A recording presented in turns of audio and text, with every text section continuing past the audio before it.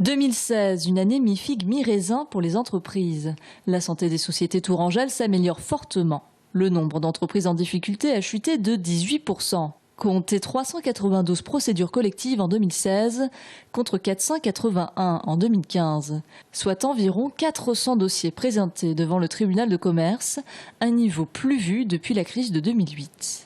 Autre point positif, l'économie tourangelle a été particulièrement dynamique, plus 30% d'immatriculation d'établissements en plus l'année dernière.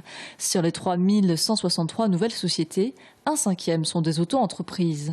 Au total, il y a eu 2 fois plus de création d'entreprises que de radiations dans le département. Pour autant, impossible de dire que la reprise est là.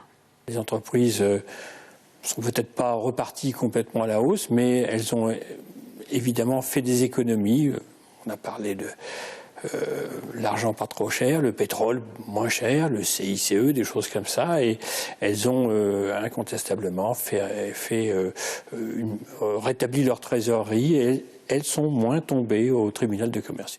Malgré la diminution du nombre d'entreprises en difficulté, le nombre d'emplois perdus reste le même qu'en 2015. Outil-Ror et ses 250 employés pèsent lourd dans le paysage des liquidations judiciaires. Les difficultés économiques touchent essentiellement les petites sociétés. En 2016, le secteur de la restauration et de l'hôtellerie a été particulièrement sinistré.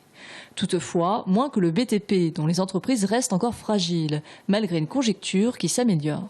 On sent bien qu'en 2016, il y a de plus en plus de permis de construire. Il y a aussi un certain nombre de particuliers qui ont entrepris des programmes de restauration. Donc c'est vrai qu'on a le sentiment que le bâtiment fonctionne un peu mieux.